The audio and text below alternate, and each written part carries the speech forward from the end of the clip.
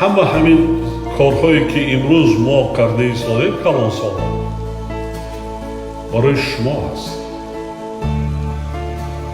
برای شما نورسان و کودکان و جوانان امروزه. شما این وطن و این دولت محبوب را شاهدی کردنتان دارد.